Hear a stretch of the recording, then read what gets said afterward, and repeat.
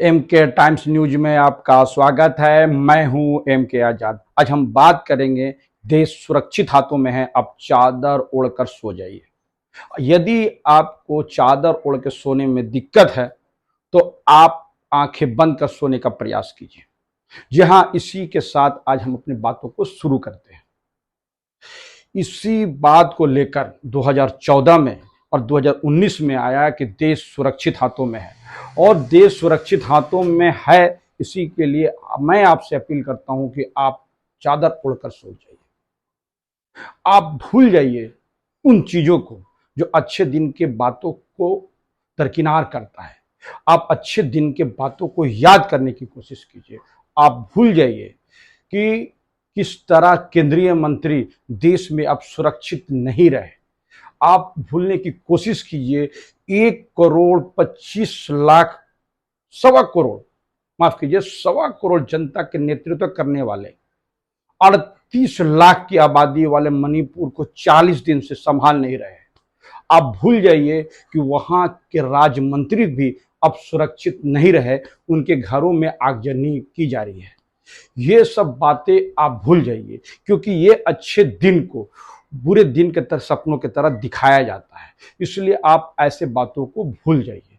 आप याद करने की कोशिश कीजिए कि देश के प्रधानमंत्री 8,000 करोड़ के नए विमान में उनकी सवारी हो रही है, और 8,000 करोड़ रुपया में शाही विमान में जिसकी यात्रा की जा रही है वो हर तरह से सुरक्षित है, उनमें हर तरह की ऐशो आराम है। इसको याद करने की जरूरत है। आप याद कीजिए कि हमारे देश के माननीयों के बनने के लिए बड़ा शानदार सेंट्रल विस्टा में जो पार्लियामेंट बना है, उसको देखने से देख कर आनंद लेने की कोशिश कीजिए। आप भूल जाइए कि आप भूल जाइए इस बातों को लेकर कि देश जो है आज कई मुद्दों से जूझ रहा है। आप भूल जाइए कि देश में बेरोजगारी की बाढ़ आ गई है। आप याद करने की कोशिश कीजिए कि हमारे देश के प्रधानमंत्री 10 लाख का सूट पहनकर चलते हैं।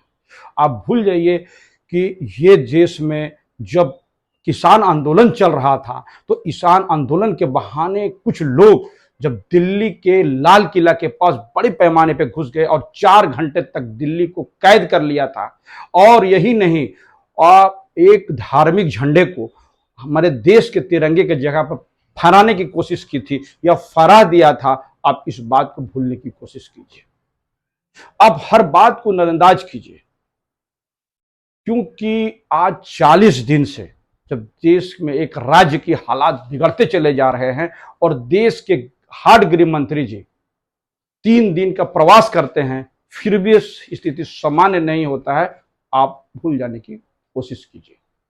याद कीजिए धारा 370 को, और फक्र कीजिए कि कश्मीर में, जम्मू कश्मीर में धारा 370 को खत्म कर दिया गया। आप उसे याद कीजिए।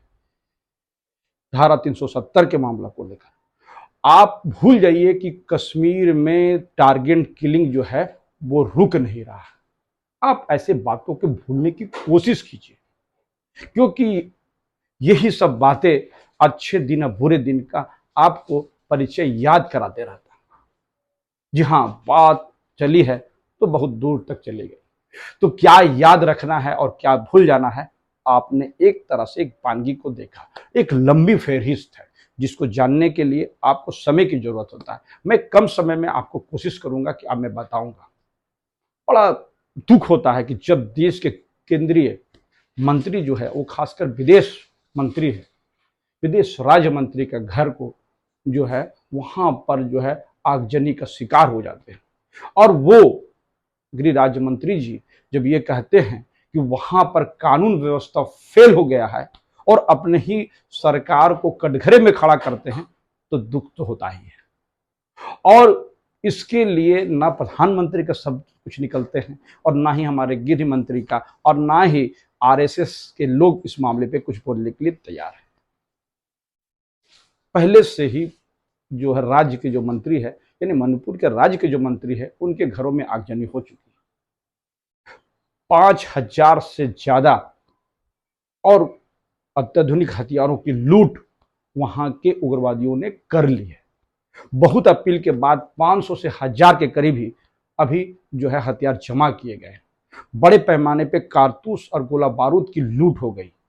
उसी हथियारों के बल पे आज जो व्यवस्थाएं वहां पर चल रही है, एक समानांतर राज्य की तरह एक व्यवस्थाएं चल रही है। और उसी में जो बात वहां के एक लेफ्टिनेंट जनरल जो रिटायर हो चुके हैं, वो जो निशिकांत सिंह जो है, एल निशिकांत सिंह जो है लेफ्टिनेंट जनरल, जो मणिपुर में रिटायर कर रहे हैं, उन्होंने जो है मणिपुर की आज की हालात को लीबिया और सीरिया और नाइजीरिया के तरह उसको ट्रीट के तरह देखने की जरूरत को बताया है। उन्होंने कहा कि इस वक्त में कोई किसी का कहीं भी जान ले सकता है, कहीं भी उसकी बड़ी संपत्ति को नुकसान कर सकता है, और और मणिपुर को उसके रस में यानी उसकी वो हालात पर केंद्र सरकार उनको छोड़ चुकी है। इस शब्दों का प्रयोग लेफ्टिनेंट जनरल रहे कभी मणिपुर में रहने वाले लोग इस बात को कहे, और इस बात को दैनिक भास्कर जो प्रमुख अखबार है, उन्होंने इस बात को कहा, उन्होंने इस बात को छापा है। आज का दैनिक भास्कर में आप इसको देख सकते हैं। सत्य नारायण मिश्रा जी है दैनिक भास्कर में, उन्होंने अपने रिपोर्ट में कहा कि जिस केंद्रीय गृह राज्य मंत्री का जो घर जलने की बात की गई है, उस जगह पे तो कुकी है ही नहीं।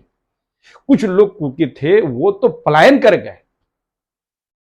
उनकी रिपोर्ट के अनुसार जो है मैती समाज के लोग गुस्से में आकर, यानी वो अशांत जो मणिपुर हो गया है उसके गुस्से में आकर आग लगाने की बात कर रहे हैं। यानी अपने ही लोग अपने ही मंत्री के घरों में आग लगा रहे हैं। और इस मामले पे गोदी मीडिया तो खामोश ही है, लेकिन सरकार में उच्च पदों पर बैठे हुए लोग वो तो खामोश है। याद कीजिए जब नमस्ते ट्रंप का एपिसोड चला और करीब 200 करोड़ से ऊपर का खर्च आया, और उस वक्त में जब ट्रंप दिल्ली में मौजूद थे तो दिल्ली में भी दंगा भड़का हुआ था। बड़ी मशक्कत के बाद दिल्ली के दंगा को विराम लगाया गया, और अजीत डोभाल सुरक्षा सलाहकार को उसमें उतरने की जरूरत पड़ गई थी। ये हालात भी हम लोग देख चुके हैं। ये सब भूलने की बातें हैं।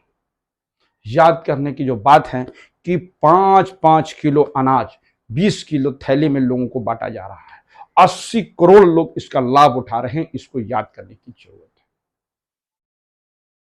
आज मणिपुर को लोग कह रहे हैं किसको सुनाओ, कौन सुनेगा, इसीलिए चुप रहते हैं। तो जिस लैंड सर्वे के बारे में जो वहां के आदिवासी लोग की जो नाराजगी थी, उसको भापने में केंद्र सरकार की कैसे चूक हो गई, राज्य सरकार कैसे चूक हो गई, यह एक प्रश्न बचा हुआ। और यह एक प्रश्न बना हुआ है कि इतना होने के बावजूद भी वहां की वर्तमान सरकार को हटाया क्यों नहीं गया। और लोग ढूंढ रहे हैं, वहां के राज्यपाल का उसका एक वक्तव्य नहीं आया। याद कीजिए अभी जो उपराष्ट्रपति महोदय हैं, जब वो बंगाल के राज्यपाल थे तो एक छोटी छोटी घटनाओं पर भी बड़ी बड़ी टिप्पणियां करने चले जाते थे और देखने चले जाते थे। आज उच्च पदों पर बैठे हुए हैं, उपराष्ट्रपति के जैसे बड़े संवैधानिक पद बैठे हुए हैं, उनकी जबान खामोश है मणिपुर को लेकर। यह जानने की जरूरत है। तो क्या ऐसे लोग आज बंगाल में जो हिंसा हो रही है और चुनाव में जो हिंसा हो रही है उसको लगाकर जो भारतीय जनता पार्टी के नेताओं का बयान आ रहा है, वो जाकर मणिपुर के मामले पे खामोश क्यों हो जाते हैं। मैंने इसीलिए कहा कि देश सुरक्षित हाथों में है, आप चादर ओढ़कर सो जाइए। अगर आप सोने में असमर्थ हैं तो कम से कम आंख बंद करके सोने का नाटक ही कीजिए, क्योंकि एक लंबी फेहरिस्त है, एक लंबी बातें हैं। सरकार ने जिस वादों के साथ, जिस मजबूती के साथ जो बातें कही जा रही थी, उसकी पोल पट्टी अब धीरे धीरे खुलती हुई नजर आ रही है। इस बीच में जो मणिपुर जल रहा है, उनकी केंद्रीय मंत्री के घरों में आग लगाया जा रहा है, उसके विदेश मंत्री को। और प्रधानमंत्री जी जब अमेरिका दौरा में जाएंगे और वहां के सांसदों को संबोधित करेंगे तो कितने फक्र करने की बात होगी। और मीडिया के सवालों का जवाब तो प्रधानमंत्री देते ही नहीं है। तो सवाल है कि क्या अमेरिका में वहां के जो पत्रकार है उनके सवालों का जवाब देंगे? ऐसा हरगिज होता हुआ नहीं दिखेगा। इन सब बातों के आगे आप निकल के कोशिश कीजिए कि किस तरह राज्य में चुनाव की तैयारी चल रही है। आने वाले जो है मध्य प्रदेश, राजस्थान और छत्तीसगढ़ और तेलंगाना में होने वाला चुनाव की जो जो तपिश है, वो जो अभी से महसूस हो रहा है, उसके लिए भारतीय जनता पार्टी की तैयारी क्या है, ये सब बातों पे अब जो है भारतीय जनता पार्टी आगे चल रही है। तो क्या सिर्फ चुनावी तंत्र बन के भारतीय जनता पार्टी काम कर रही है? उनके देश में सुरक्षित होने की जो बातें हैं, उसकी जो कयासें हैं, वो तो अब उस पर जो भी है ग्रहण हो लगता हुआ दिख रहा है। बड़ा दुखद लगता है, बड़ा दुखद मन से आज ये जो मैं आज वीडियो बनाकर आपके सामने न्यूज के माध्यम से रख रहा हूं, दुखद बातें हैं। मैं अपने इस चैनल के माध्यम से अपने हुक्मरानों को इस बात का पैगाम देना चाहता हूं कि आपने जिस वादों के साथ सत्ता संभाली है, कम से कम नैतिकता के आधार पर आप उन चीजों को जरूर पूरा करने की कोशिश में लग जाइए। लेकिन सारी इस तरह की खामोशी देश के लिए खतरनाक है। तो हमारा ये वीडियोस कैसा लगा, अपने कमेंट्स बॉक्स में जरूर कमेंट्स करें, और जिन्होंने अभी तक हमारे न्यूज को सब्सक्राइब नहीं किया है, वो न्यूज को सब्सक्राइब कर दें। नमस्कार।